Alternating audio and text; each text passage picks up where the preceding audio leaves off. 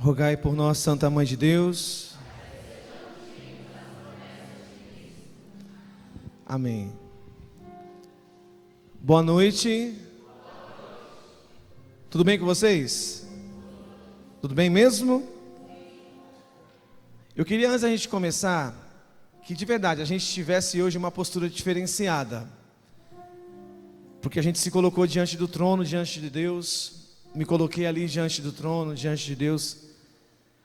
Que você hoje ousasse, porque Deus quer falar com você de uma maneira muito profunda.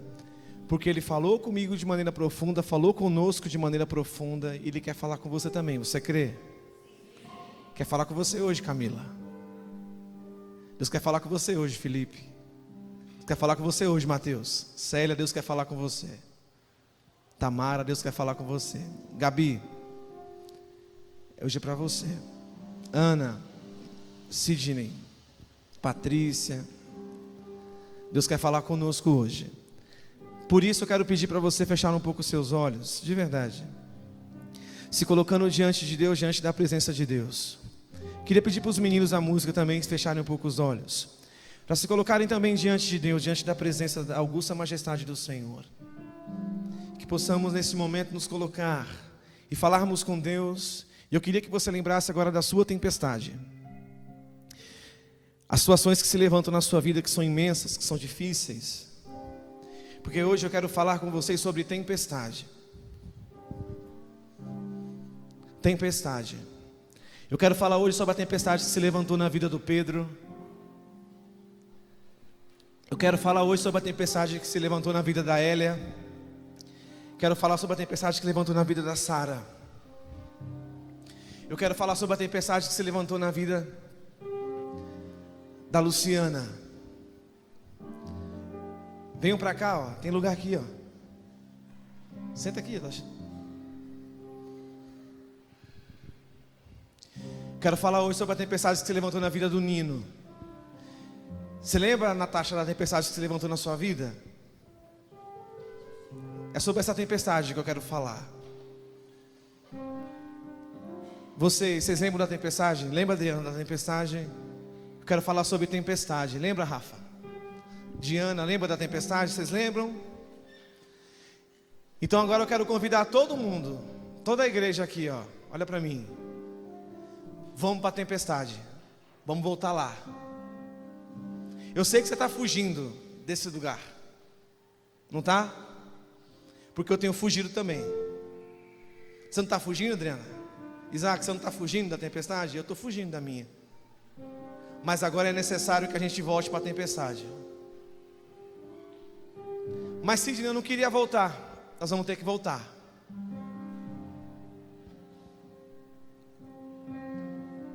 Tem coragem? É doloroso? Hein, Suelen? Doloroso voltar lá na tempestade? Mas você vai ter que voltar. Alisson, não tem jeito. Todos nós vamos ter que voltar para a tempestade. Volta lá, Marciano. Volta lá na tempestade. Volta. Todo mundo voltando para a sua tempestade. Quero cantar com vocês.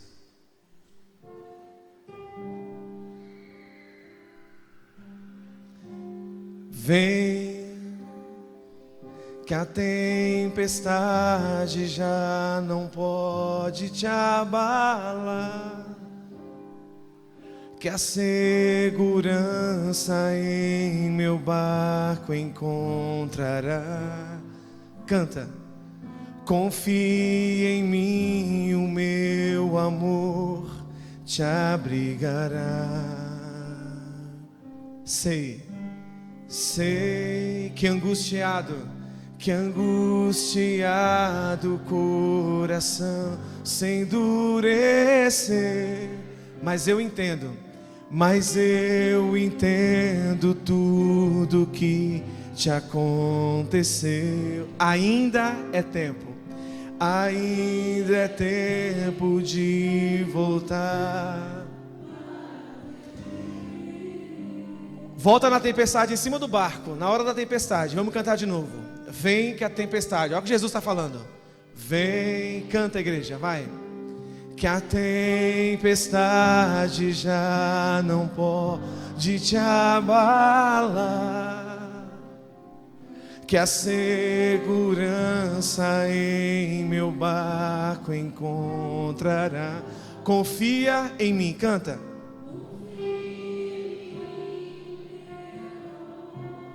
Te abrigará. Segura aí, pode ir tocando, olha aqui para mim.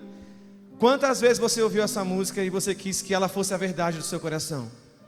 A música fala: calma, vem que a tempestade não pode te abalar. Quantos aqui hoje podem dizer de verdade que a tempestade abalou? E a música diz: vem que a tempestade não pode te abalar. Mas abalou ou não abalou? E aí diz assim: a segurança que o meu barco encontrarás. Confia em mim, e o meu amor vai cuidar de você. Tem uma parte da música que diz assim,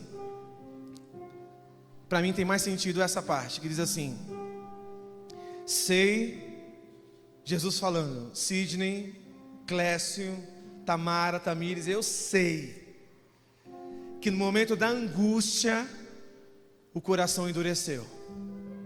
Não foi? Sim ou não? E você rezava, você pedia e nada acontecia, não é verdade? E aí você pensou em desiste, não foi, Vinícius? Desiste. E aí Jesus fala: eu sei que na hora da angústia, tem gente aqui que nem conseguiu dormir durante muitas das noites porque estava na angústia.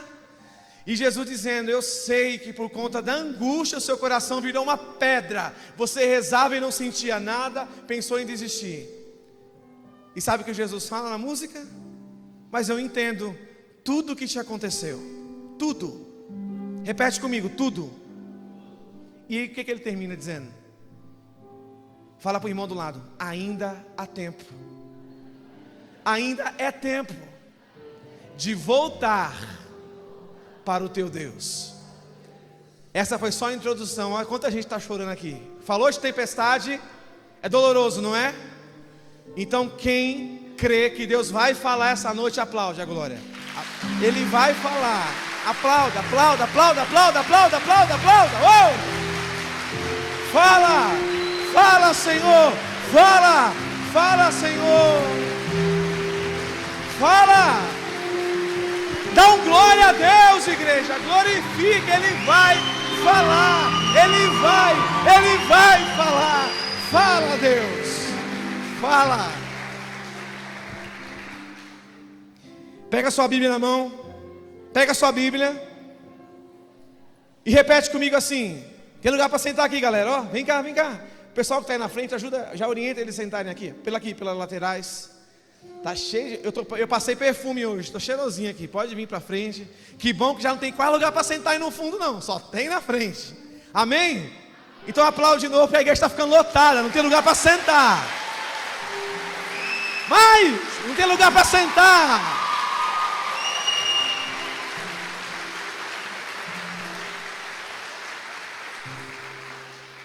Pega a Bíblia, levanta bem alto e repete comigo: eu sou o que a Bíblia diz que eu sou. Eu tenho o que a Bíblia diz que eu tenho. Eu posso o que a Bíblia diz que eu posso. Bem forte agora: eu sou o que a Bíblia diz que eu sou. Eu tenho o que a Bíblia diz que eu tenho. E eu só posso o que a Bíblia diz que eu posso. Já abre a sua Bíblia então em Marcos, capítulo 4, versículo 35.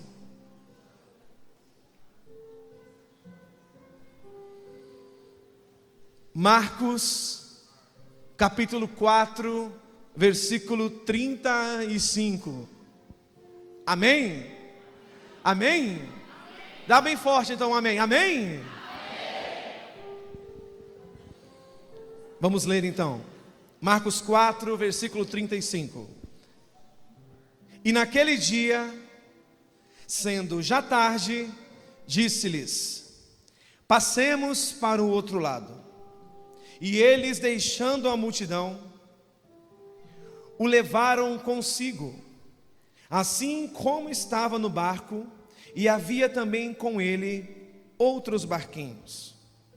E levantou-se grande temporal, levantou-se grande tempestade, e subiam as ondas por cima do barco, de maneira que já se enchia. E ele estava na polpa, dormindo sobre uma almofada. E despertando-no, disseram os discípulos: Mestre, não te importa que pereçamos? E ele, despertando, repreendeu o vento e disse ao mar, todos juntos: Cala-te, aquieta-te. E o vento se aquietou.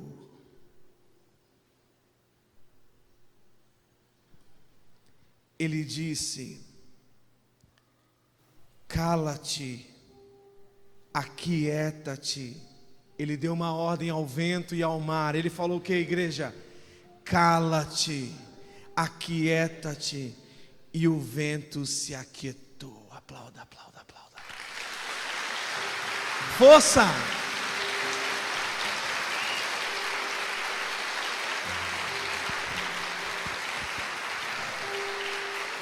E disse-lhes: Por que sois tão tímidos? Ainda não tendes fé? E sentiram os discípulos um grande temor, e diziam uns aos outros: Mas quem é este, que até o vento e o mar lhe obedecem?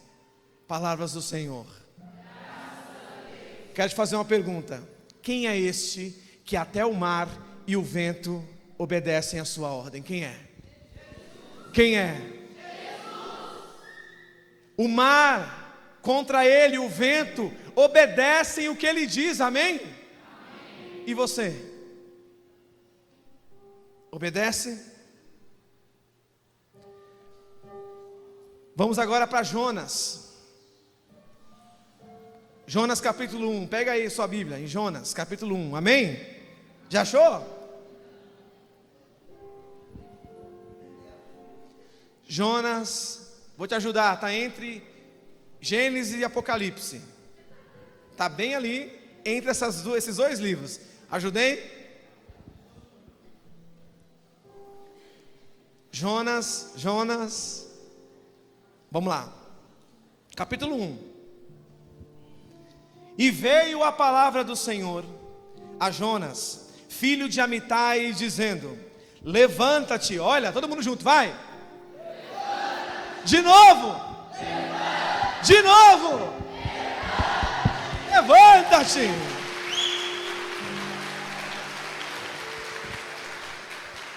Vai à grande cidade de Nínive e clama sobre ela, porque a sua malícia subiu à minha presença. Quem está falando aqui, igreja? Deus. Repete comigo, quem está falando aqui? Deus mandou Jonas ir até a cidade de Nínive. Por quê? Porque a desobediência daquele povo subiu até a presença do Senhor. Porém, Jonas se levantou para fugir da presença de Deus, e ele foi para a cidade de Tarsis. E descendo a Jope, achou um navio que ia para Tarsis. Pagou, pois, a sua passagem e desceu para dentro dele, para ir com eles para a cidade de Tarsis, para longe da presença do Senhor. Mas o Senhor mandou ao mar um grande vento, e se fez no mar uma forte tempestade, e o navio estava a ponto de quebrar-se. Então temeram os marinheiros e clamaram cada um ao seu Deus, e lançaram ao mar as cargas que estavam no navio para aliviarem o peso. Jonas, porém, desceu ao porão do navio, tendo se deitado, dormia um profundo sono. E o mestre do navio chegou a Jonas e disse-lhe: Que tens, dorminhoco? Levanta-te, clama ao seu Deus, talvez assim ele se lembre de nós, para que não pereçamos. E diziam cada um ao seu companheiro: vinde e lancemos sortes, para que saibamos por que causa nos sobreveio este mal. E lançaram sortes, e as sortes caiu sobre Jonas. Então lhes disseram: declara-nos tu agora, por causa de quem nos sobreveio este mal.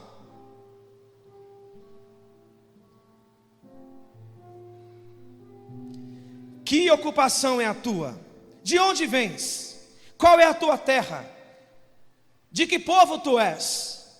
E ele lhes disse: eu sou hebreu, e temo ao Senhor, o Deus do céu, que fez o mar e fez a terra seca. Então estes homens se encheram de um grande temor e disseram-lhe: por que fizeste tu isto? Pois sabiam os homens que fugia da presença do Senhor, porque ele lhe tinha declarado. E disseram-lhe: que faremos nós para que o mar se acalme? Porque o mar ia se tornando cada vez mais tempestuoso. E Jonas lhes disse-lhe: levantai-me e lançai-me ao mar, e o mar se vos aquietará, porque eu sei que por causa da minha desobediência veio sobre vós grande tempestade.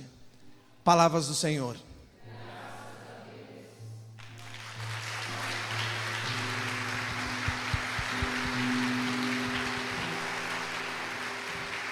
Amém? Qual a semelhança entre as duas histórias? Há uma semelhança entre elas? Sim ou não? Diz para mim as semelhanças. Barco, tem semelhança? Tem barco nas duas? Sim ou não? Tem tempestade nas duas? Tem gente dormindo nas duas histórias? Está fraco, sim ou não? Ambas histórias havia tempestade, havia barco, havia gente dormindo. Quem dormia na primeira história? E quem dormia na segunda? Jonas. E qual a diferença? Nós acabamos de encontrar a semelhança. Mas agora eu pergunto à igreja: qual a diferença entre as duas histórias?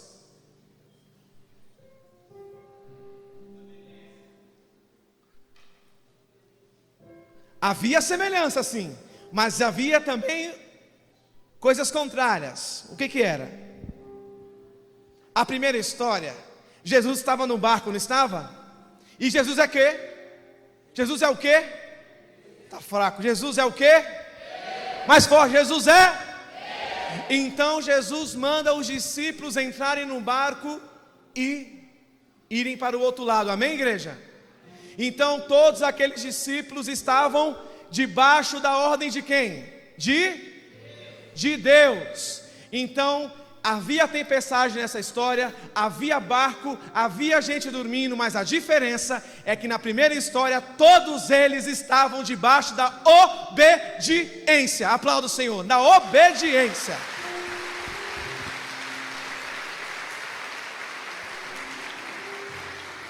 E na segunda história, houve tempestade? Houve barco? Houve gente dormindo? Mas a diferença é que nessa história eles estavam debaixo de uma desobediência.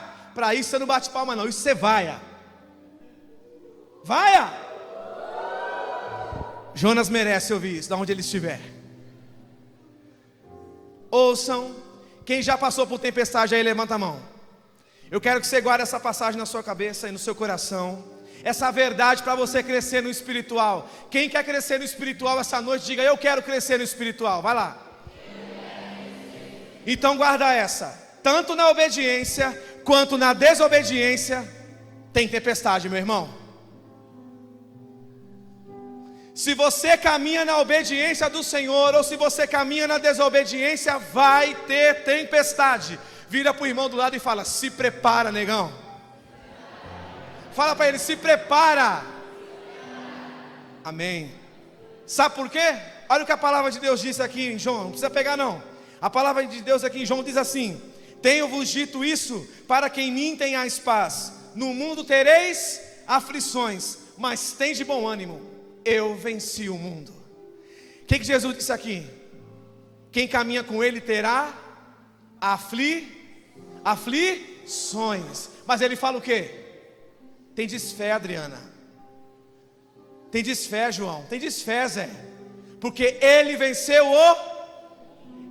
o mundo. Então isso merece muito mais palmas, porque Ele venceu o mundo.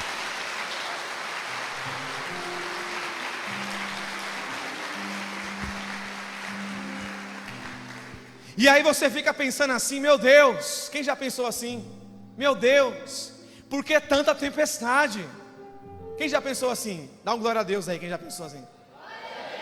Eita, mais forte. Todos nós já pensamos isso, mas por que tanta tempestade? Tem gente que fala assim, eu joguei merda na cruz, não é? Ou aqueles católicos que não sabem se é católico ou se é espírita, fala assim, eu devo ter feito algo errado na outra vida. Se você já falou isso, você precisa se confessar, viu? Que você vai para o inferno. Que a única vida que você tem é essa. Não fica esperando outra não. Porque a outra é lá na glória ou...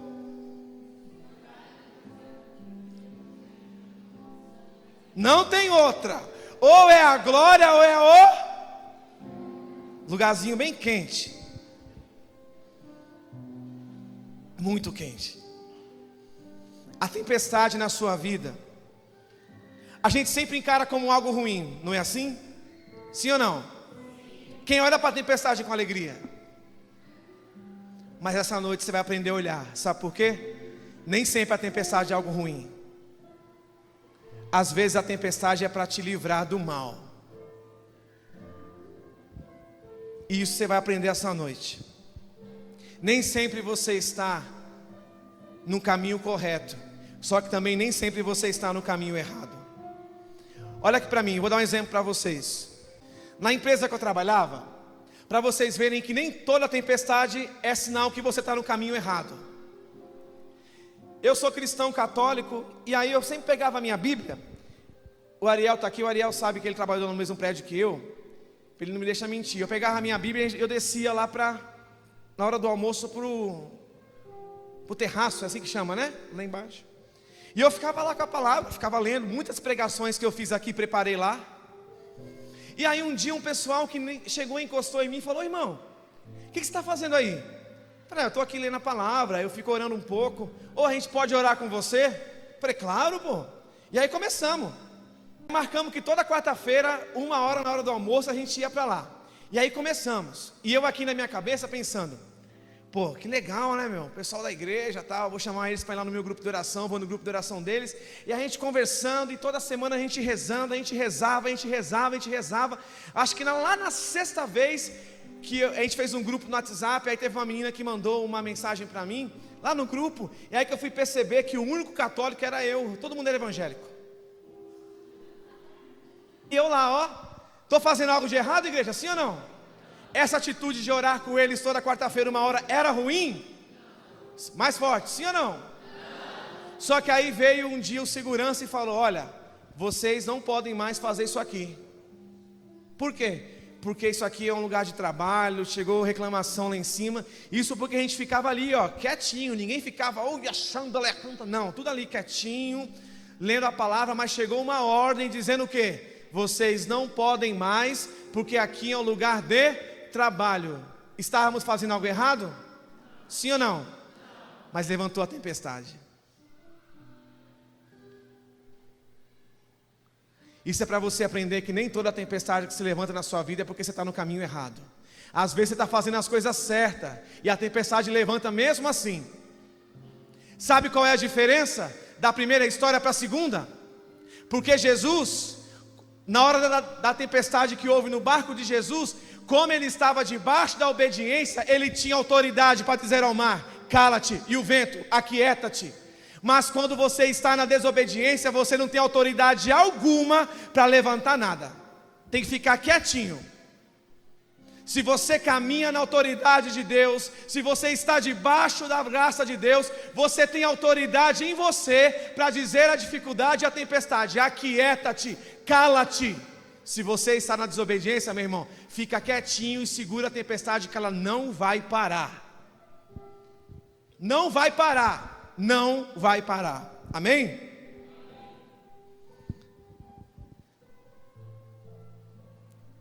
E agora eu vou dizer uma coisa que muita gente vai falar assim: ele está maluco. Lembra da pior tempestade da sua vida, lembra? Aquele momento que você estava numa angústia que você achou que você ia morrer. Lembrou? Agora vamos lá para a tempestade de Jonas. A tempestade de Jonas era boa, igreja? Sim ou não? Sim ou não? Mas eu vou te dizer uma coisa: a tempestade de Jonas era Deus. Na história que eu acabei de contar para vocês, a tempestade que se levantou na vida dele era o próprio Deus. A tempestade que se levanta na sua vida, seja qual for, se você estiver na obediência ou estiver na desobediência, toda a tempestade que se levanta na tua vida é Deus. Por isso que você não pode olhar para ela de maneira ruim. Toda a tempestade que se levanta, Isaac, toda a tempestade que se levanta, Romário, Adriano, Zé, Wesley, é Deus, é o próprio Deus. Se você estiver na desobediência a Deus, você não vai ter autoridade para dizer essa tempestade para ela parar. Não vai ter. Só tem um caminho quando nós estamos na desobediência. Pergunta qual? Você acha que tem gente que acha assim: pô, está uma tempestade na minha vida, está dando tudo errado. Só tem um caminho para quem está na desobediência. Quantos querem saber aí? Levanta a mão. Vai doer. Só tem um caminho: pular do barco. Não tem outro. Para quem está na desobediência, não adianta. Você pode clamar, você pode vir na missa, você pode fazer novena, você pode ir no Padre Marcelo, você pode ir para a Canção Nova, você pode ir para onde você quiser, rezar as missas que você quiser, fazer a oração que você quiser, não adianta. Só tem um caminho para quem está na desobediência: pular do barco. Só tem um caminho. E tem gente que vem falar comigo assim: Sidney, na minha vida está dando tudo errado. Quem já disse isso aí? Levanta a mão. Não, reconhece agora, pô. Se expõe. Quantos já chegaram em mim e disseram: Sidney, me ajuda, porque na minha vida está dando tudo errado? Sabe o que eu respondo? Quem mandou ser filho? Quem mandou ser filho de Deus? Porque a palavra diz que aqueles que não são filhos podem trilhar qualquer caminho que o Senhor não vai atrás. Agora aqueles que são filhos, Ele levanta a tempestade o tempo todo, se você estiver no caminho errado, para você voltar para Ele. Vai levantar a tempestade o tempo todo. Mais forte para Ele. Para Ele, igreja. Se você está caminhando na desobediência, a tempestade vai levantar o tempo todo, porque a tempestade é Deus dizendo: esse caminho está errado, volta, que esse caminho não é teu. É por isso que muitas vezes você fala: tudo na minha vida está dando errado, porque você não tem coragem de pular do barco. Não existe outro caminho, você não está trilhando o caminho certo. E eu vou te dizer uma coisa: a tempestade não vai parar nunca, só quando você pular do barco, porque a tempestade é Deus dizendo: volta, volta, volta, não vai dar certo, volta, volta, não vai dar certo, volta, volta. Por isso, se você quer paz, pula do barco, meu irmão. Pula do barco, cara. Não vai dar certo. E não adianta a igreja, viu? Não adianta fazer adoração, não adianta nada. E agora eu vou revelar uma coisa para vocês de coração que o Senhor me mostrou. Pular do barco significa arrependimento. Arrependimento significa metanoia. Você sabe o que é metanoia? Mudar de direção. Vamos supor que este tambor, ele seja o meu pecado. Esse tambor aqui seja o meu pecado. E aí eu olho para esse tambor o tempo todo e tenho uma dificuldade. Quem tem um pecado aí, levanta a mão. Um pecado que você olha o tempo todo, aquele que você está lutando contra ele, não tem pão. Levanta a mão, quem tem esse pecado aí? Vamos se entregar, amém? Então vamos supor que aquele ali é o seu pecado. O tambor ali é o seu pecado. Eu estou incomodado aqui para apontar. Zé, tira essa imagem daqui, por favor, porque eu estou apontando para a imagem. E eu quero dizer do pecado, mas Nossa Senhora tá, não pode, né? Isso, leva lá para lá. Agora eu estou mais à vontade. Isso. Fica aí bonitinha, você já volta, tá? Então agora fiquei mais à vontade para apontar para o tambor. O tambor é o nosso pecado, amém? E aí eu estou dizendo o quê? Que só tem um jeito de pular. Só tem um jeito de voltar para Deus, pulando do barco. Então para pular do barco precisa ter arrependimento. E nós aprendemos que arrependimento é metanoia. Metanoia é mudar de direção. Então meu pecado está ali.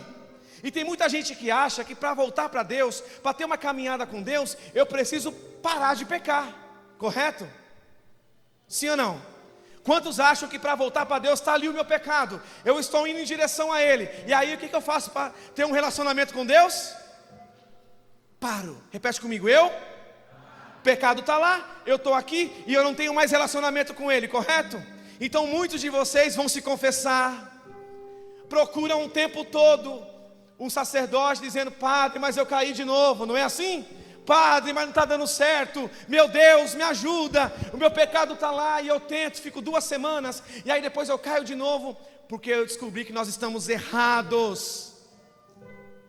Não é parar com o pecado, não é só parar o pecado. Se o pecado está ali, metanoia significa o quê? Mudar de direção. O pecado está ali, não basta só parar, é preciso virar e mudar a direção. Sabe por quê? Cada vez que eu mudo de direção e cada passo que eu dou, eu estou cada vez mais longe do pecado que eu tinha. Aplauda o Senhor, eu não posso mais. Estão entendendo? Não é só parar não. Aplaude mais forte a glória dele. Não é só parar, é mudar a direção. É mudar a direção, igreja. Quantos estão tendo entendimento de Deus aqui agora? Fala, eu estou tendo entendimento. Mais forte, eu estou tendo entendimento.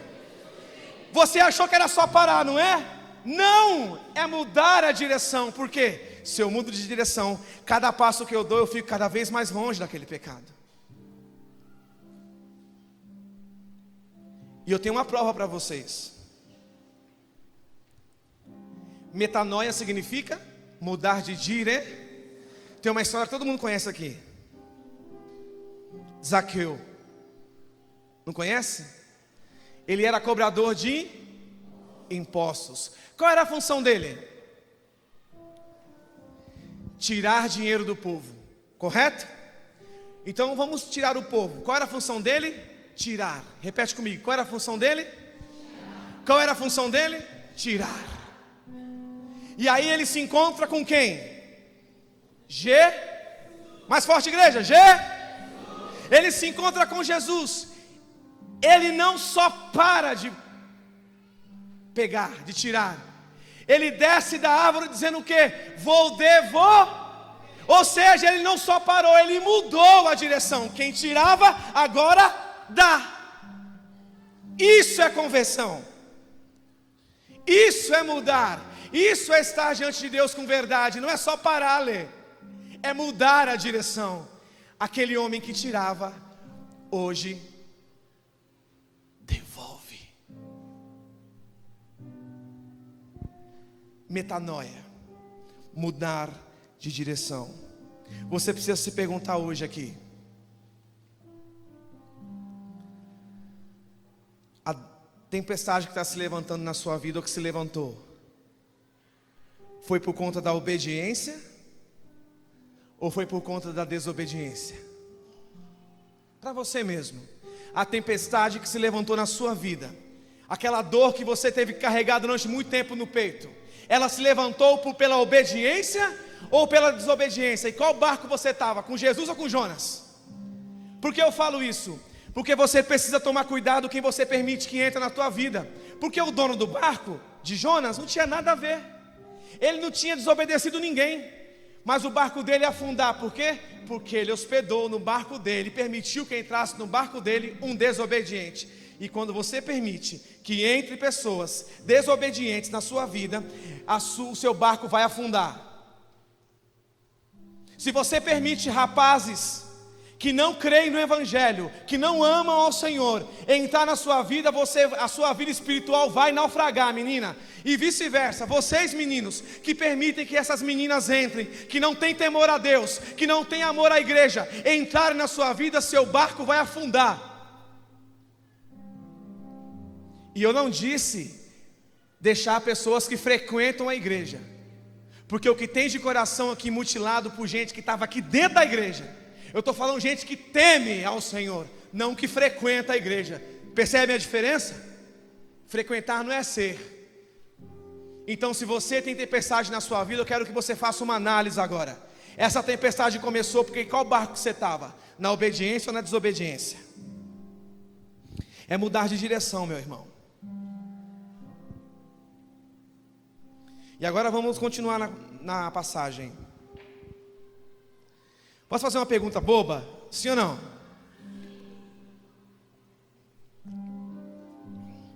Quando você tem a consciência que você está dormindo? Quando? Quando você descobre que você está dormindo? Quando você acorda. Parece óbvio, não é? Mas durante o sono, você tem consciência que você está dormindo? Você só descobre quando você acorda.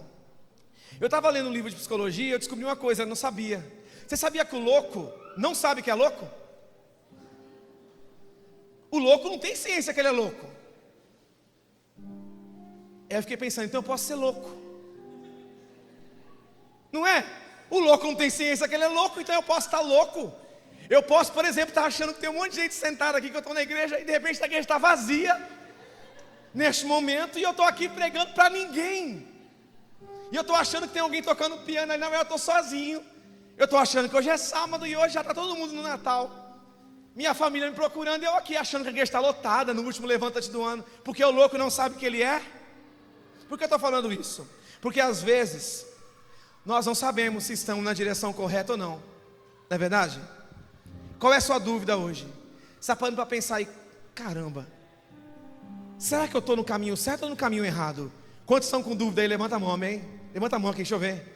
Quem está pensando agora, cara, e agora? Estou no caminho certo ou no caminho errado? Você tem vergonha de levantar a mão agora, né? De se expor. Mas eu vou te ajudar agora. Abra sua Bíblia aí em Efésios 5, capítulo 14.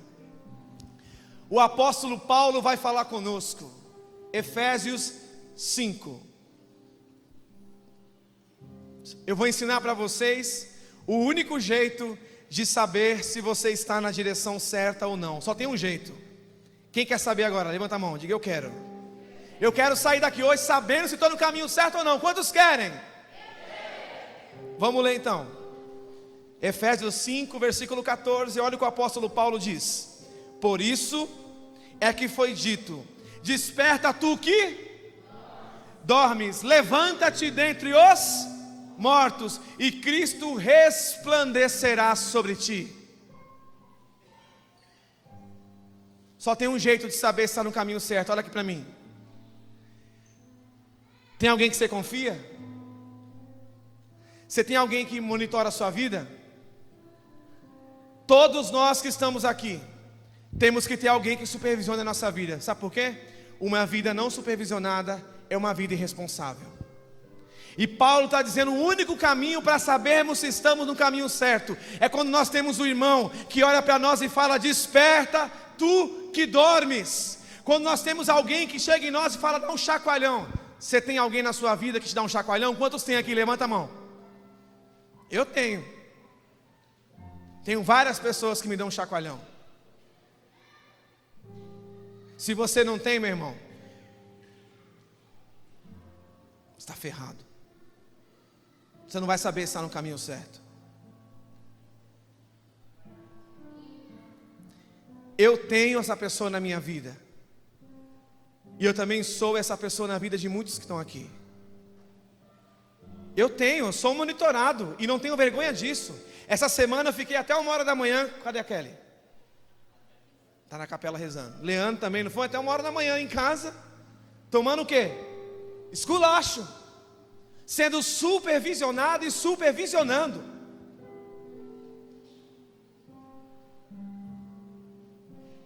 Sendo cuidado, é o único jeito de saber. Zezinho muitas vezes me pega e fala: ô filho, ó,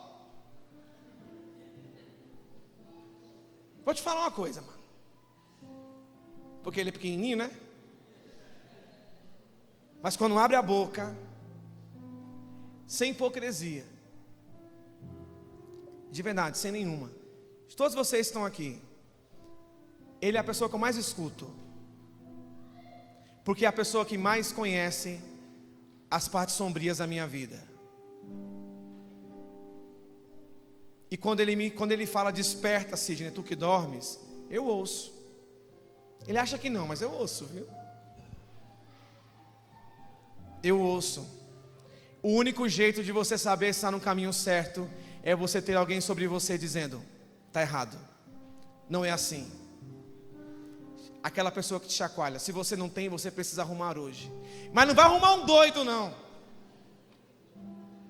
E já vou dizer uma coisa, todo ano eu falo isso, tem gente que não aprende. Todo católico tem que ter um diretor espiritual. E toda vez que eu prego, quando termino, alguém chega e fala: você quer ser o meu diretor espiritual? Não! Só pode ser diretor espiritual um sacerdote leigo. Não pode ser diretor espiritual de ninguém. Quando alguém chega em mim e fala: quer ser meu diretor espiritual? Eu falo: não serve um amigo, não? Amigo eu posso ser, diretor espiritual não. Não tenho essa autoridade. Somente sacerdote, ok? Mas pode ser seminarista? Sacerdote, ok? Um diácono, sacerdote ou anta, padre. Todos nós temos que ter. Porque ele vai chegar e dizer para você assim: desperta tu que... Você precisa ter pessoas que te orientem. Vou lançar um desafio para você aqui. Quem quer o desafio? Levanta a mão. Você tem coragem de procurar essa pessoa que você tem autoridade, que tem autoridade sobre você, e dizer a ela assim: o que você acha sobre mim?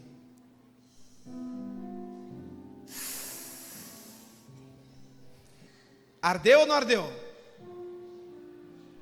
Uma vez um amigo meu, ele já é padre, o Fábio, está lá nos Estados Unidos, sei lá onde ele está, ele é missionário. Ele era seminarista. Eu estava numa festa, eu nunca mais esqueci disso. Ele nem era seminarista ainda, ele nem tinha ido para o seminário. Ele me parou no meio de uma festa e falou: Sidney, o que você pensa a meu respeito?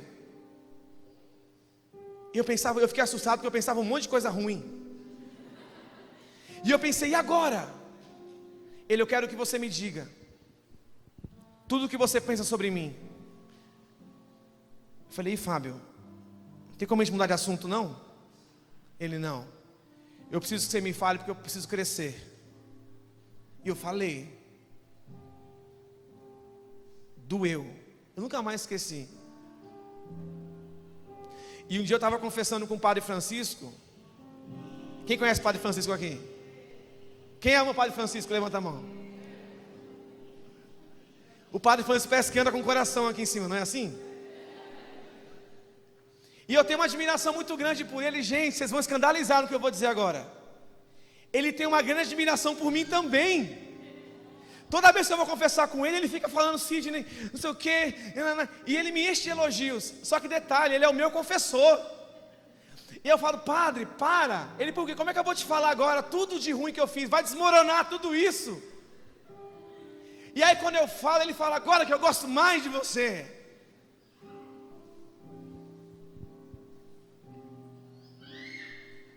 E eu fico parado diante dele assim, falei: meu Deus. Ele me supervisiona. E sou muito grato a ele por isso. Por que eu estou dizendo isso para vocês? Se Jonas tivesse alguém que supervisionasse a vida dele, quando Deus mandou ele para a cidade de Nínive, e ele pensou em ir para a cidade de Tarsis, essa pessoa que tem autoridade sobre ele ia dizer o que, Vinícius? Volta, você está no caminho errado. Por isso que Paulo diz: desperta tu que dormes. Nós precisamos ser alguém na nossa vida que tenha coragem de dizer: desperta Felipe, desperta Sidney, desperta Gabi, desperta Adriana. Nós precisamos, mas não pode ser uma pessoa mais doida que nós. Entenda que Deus te ama e vai continuar levantando tempestade na sua vida até você voltar. Não tem jeito. Eu tenho uma filha que todo mundo conhece, né, Isabela? 8 anos de idade. Eu me recordei que quando a Isabela tinha... Acho que ela não tinha 1 ano ainda, gente. Tem uma criança aqui menos de 1 ano? Tem, cadê a filha da Dai? Cadê a filhinha da Dai? É filhinha, né? Menino? Já foi embora? Aqui, ó, a filhinha do Weasley. Quantos anos ela tem já, Weasley? Não tem ano ainda não, né? 8 meses. Ali, ó, a nenenzinha. A Isabela não tinha nem isso. E ela foi internada às pressas. Só que a Isabela, desde pequenininha, ela tinha expressão no olhar. E ela foi internada às pressas porque ela estava com uma desidratação muito forte. E eu fiquei desesperado. Pai de primeira viagem, né? Maria de primeira viagem. E aí naquele desespero, a Isabela no meu colo e a Gabriela ali do lado, que a Gabriela, gente, a Isabela tá com uma espinha no nariz. De verdade. A Gabriela está 2 semanas me dizendo: precisamos levar no médico. Precisamos levar no médico. A Gabriela, se tiver um negocinho na Isabela, tem que levar no médico. Uma espinha, gente. Depois vocês contarem com ela aí, as mães que são mais inteligentes, falam: minha filha, pelo amor de Deus, né? Uma espinha. Mas enfim, é verdade, viu? Segunda-feira tem médico por causa da espinha. E eu falei com ela: só que você vai entrar no consultório, porque eu não tenho nem coragem de falar para o médico. Qual é o problema então? Ela está com uma espinha. Eu não tenho nem coragem, gente. Eu vou ficar lá fora. Vocês riem porque não é com vocês, né? Mas vamos lá. Espero que ninguém mande o WhatsApp depois na terça. E aí, o que aconteceu com a espinha? Tem gente que vai perguntar: Isabela está bem? Mas enfim, quando ela estava pequenininha, nesse desespero todo, e ela foi internada. E ela me olhava assim, aí o médico pegou a enfermeira e foi colocar o dreno nela. Dreno que chama? Acesso, né?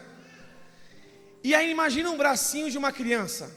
E ela enfiava a agulha assim, ó, e não achava a veia. Quem já passou por isso aqui, já grande? Toda vez que eu vou tirar sangue, eles não acham a minha veia. E fica enfiando e tira, enfiando e tira. E eu rezando: oh meu Deus do céu, acha logo. E cada vez que o médico, que a enfermeira enfiava aquilo na Isabela, a Isabela me olhava. E para mim ela estava dizendo assim: você não vai fazer nada? Mas eu podia fazer alguma coisa? Ela estava passando por aquilo pelo bem ou pelo mal dela? E eu, como pai, sabia que ela precisava passar por aquilo para o bem dela, correto? Sim ou não? E eu, como pai, amando a minha filha, vendo ela sofrer, sabendo que aquilo era para o bem dela, o que eu fiz? Me calei. Fiquei olhando. Me aquietei. Fiquei em silêncio. Quantos de vocês aqui no sofrimento pensaram que Deus esqueceu de mim? Na hora do sofrimento, quem pensou isso? Pode falar, eu já pensei. E sabe por que ele ficou quietinho? Porque aquele sofrimento ia fazer bem para você. Você precisava passar por aquilo. Aí ele se aquietou, ele silenciou. Por isso às vezes Deus se cala, gente. Por isso que às vezes Deus não fala. Sabe por quê? Porque aquela tempestade vai te fazer bem. Vai fazer você crescer. Quantos estão ficando apaixonados pela tempestade da própria vida? Levanta a mão aqui, vai. Quem está ficando apaixonado? Eu já fiquei apaixonado pela minha tempestade. Porque eu descobri que a tempestade é Deus. É Deus. Continuando aqui. Quem tem fé? Levanta a mão bem alto para mim. Isso. Agora dá um grito. Quem tem fé? Eu tenho fé. Na Bíblia também tem uma mulher lá em Marcos, capítulo 5, mas não precisa pegar não. a mulher hemorrágica. Para os meninos que estão aqui, hemorragia, está falando de menstruação. 12 anos que essa menstruação não passava. Meninas, 12 anos. Sem interrupção. E essa mulher, ela foi até Jesus, não foi? Ela queria ser curada, 12 anos com uma hemorragia. Gente, olha como isso é grave. Por que essa mulher sofria tanto? Porque tudo que ela tocava era considerado impuro. Se ela pegava num copo, ninguém pegava nunca mais. Se ela pegava num prato, era considerado impuro. Se ela estivesse aqui, este lugar era considerado impuro. Imagina viver 12 anos da sua vida sendo considerada uma pessoa impura, que não era digna de estar junto de ninguém, isolada, 12 anos isolada, 12 anos em sofrimento.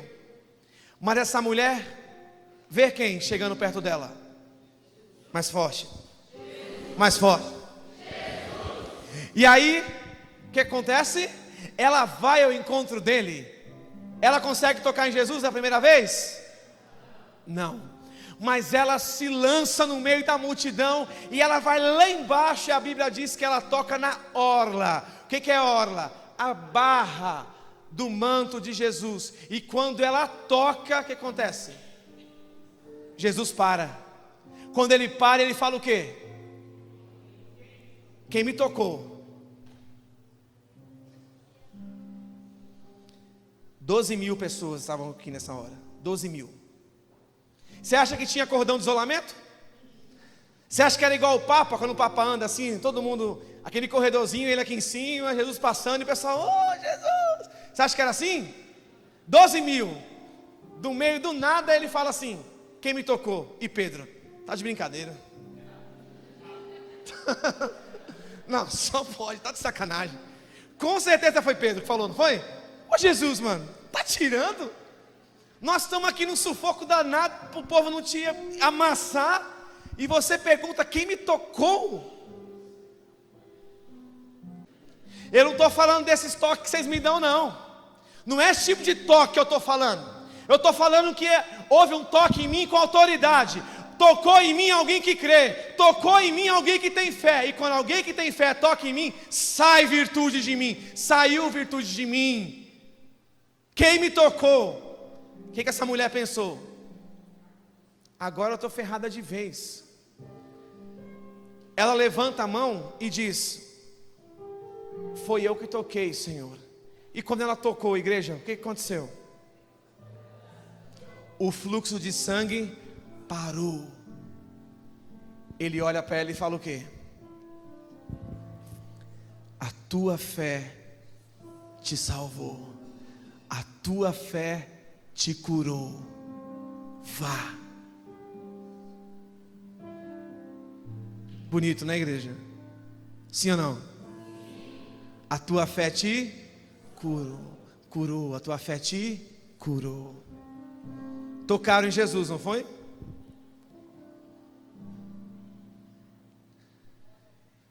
E na hora que Jesus estava no barco, quando começou a tempestade, ele estava dormindo, não estava?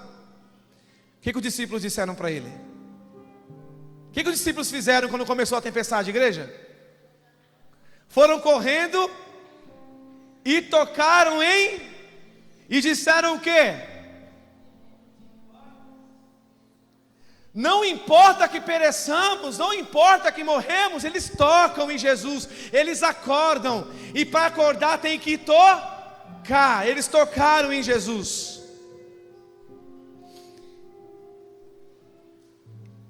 E o que Jesus disse para a mulher quando ela tocou nele? A tua fé te... E quando os discípulos tocam nele, o que ele fala para os discípulos? Não tem desfé? Veja a diferença do toque. Quando a mulher toca, ele já diz, saiu cura de mim. Porque aquela mulher tinha, e ele diz, a tua fé te curou. Quando os discípulos no meio da tempestade tocam em Jesus, a primeira coisa que ele diz a eles é o quê? Vocês não têm fé. Vocês andam comigo, vocês estão junto comigo, vocês vão nos retiros comigo, vocês vão nas missas, vocês rezam um terço, vocês vão no ECC, vocês vão para o TLC, vocês vão para o encontrinho, vocês vão no Levanta-te, vocês fazem parte de tudo, tudo que tem vocês vão, mas vocês não têm fé, caminham comigo, tocam em mim na hora do Santíssimo, mas vocês não são curados, porque vocês não têm fé. Ele repreende aqueles homens. E ele repreende aqueles que andavam com ele. E os discípulos não acreditavam que ele era Deus, porque se eles acreditassem que eles estão no barco com Deus, você acha que onde Deus está, existe lugar para desespero, igreja? Sim ou não? Onde Deus está, existe espaço para desespero? Então por que você carrega tanto desespero na tua vida? Por que você anda carregando esse peito cheio de desespero? Por que você está desesperado com o seu desemprego? Por que você está desesperado com as tempestades que estão levantando na sua vida? Se você tem Deus, e no barco que Deus está não tem tempestade não, meu irmão. Quer dizer, não tem desespero não. Tem tempestade, mas não tem desespero. Porque o que garante é o quê? A fé. E agora pergunto à igreja: vocês aqui acreditam que Jesus pode acalmar a tempestade? Fraco, hein? Crê ou não? Sim. A mulher, quando vê Jesus, ela vai atrás dele. E eu fico imaginando a cena. O pessoal dizendo assim, ó, que todo mundo conhecia o pecado dela, não conhecia? Sim ou não? Fico imaginando a igreja ali, o pessoal ao redor, dizendo assim: olha aqui para mim, onde é que você vai? Vou lá, porque aquele homem vai me curar. Você não vai não, pô, você é impura. Tudo que você toca é impuro. Você não pode não. Você não merece estar com ele. Não foi isso que disseram para ela, igreja? Olha aqui a diferença. Quando aquela mulher é acusada por todos, dizendo que ela não era merecedora, ela não podia ir tocar nele, porque ela não era merecedora, sabe o que ela fala? Eu sei. Sempre soube. Realmente eu não mereço. Sempre soube disso. Mas esse que está diante de nós é Deus. E Ele dá às pessoas coisas que elas não merecem.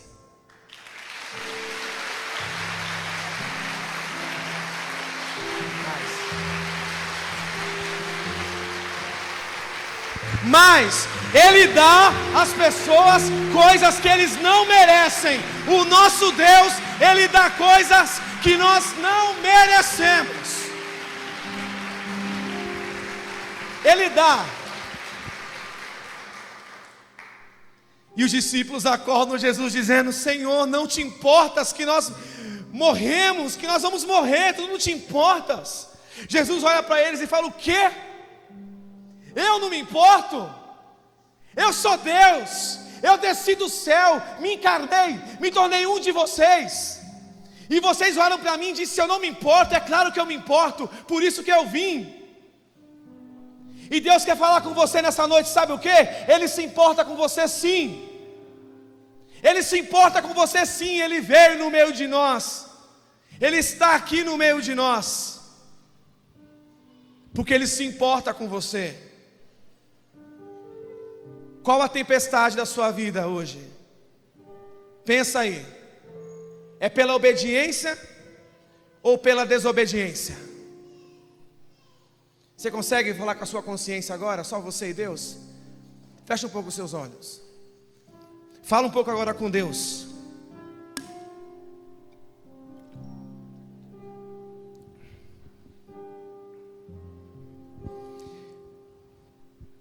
Os discípulos falam que Jesus: Senhor, tu não te importas que pereçamos.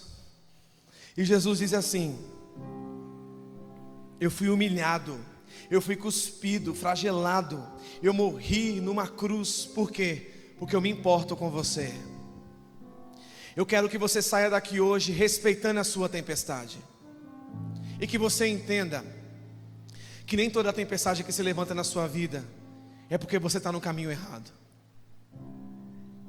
De repente a tempestade que está levantando na sua vida hoje é Deus dizendo para você pular do barco. Ei, pula do barco, mano. Olha aqui para mim. Se está no caminho errado, fica de pé.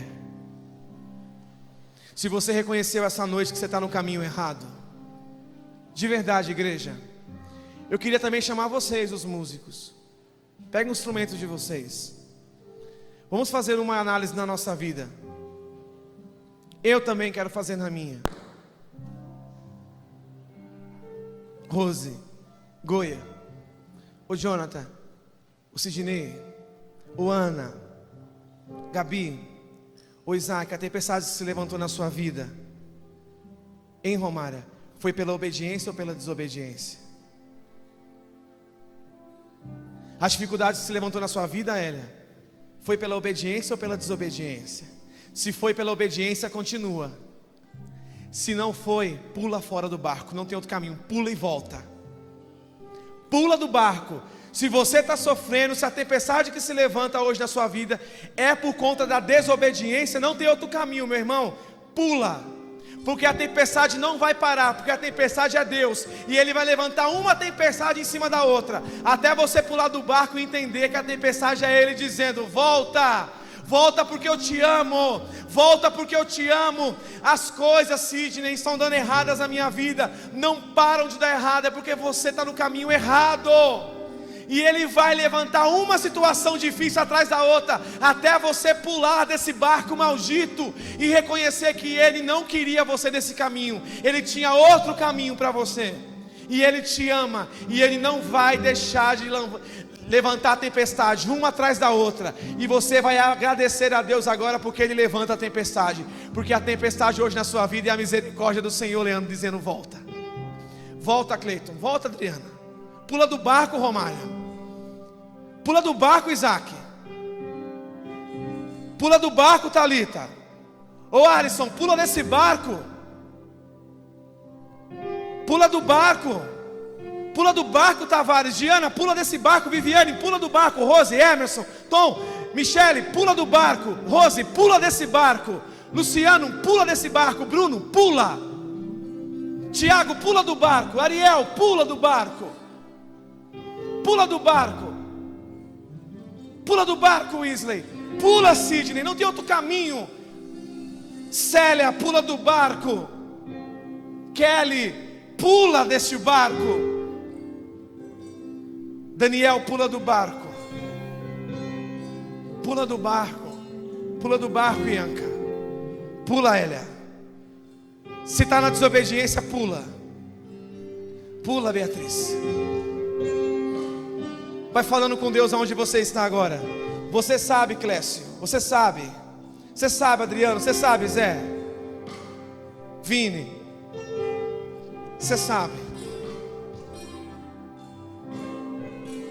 Goia, Ju, Daniel, Celso, Anália, Isa,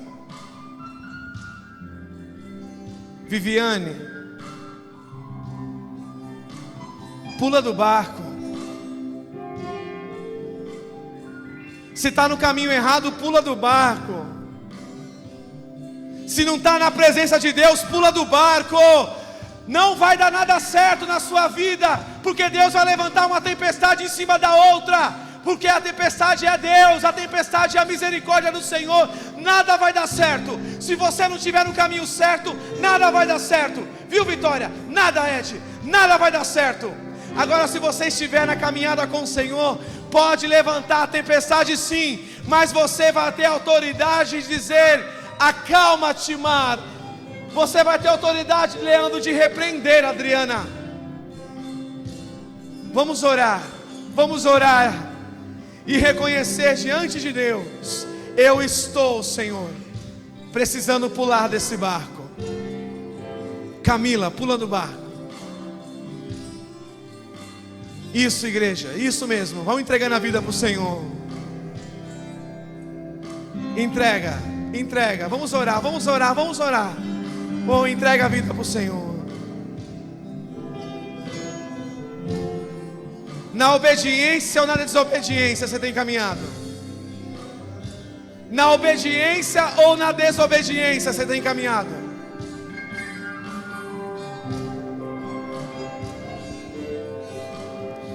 Jesus está te convidando, pula do barco. Esse barco não é teu. Este namoro não é para você. Essa amizade não é para você. Essa escolha que você fez está errada. Não vai continuar. Não continua. Muda de direção. Eu sou a tempestade. Eu sou a tempestade. Muda de direção. Gideon pula do barco. Natasha tem que pular do barco. Não basta só parar de pecar. É preciso mudar a direção, Marcos. É preciso mudar a direção. Começa a fazer um propósito agora com o Senhor. Faça um propósito de mudar a direção. Até hoje você fez propósitos de parar de pecar, e você viu que isso hoje não é suficiente. Não basta só parar de pecar, é preciso mudar a direção. Porque cada passo que você der em outra direção, esse pecado vai perder a força na sua vida, amém? Vai rezando.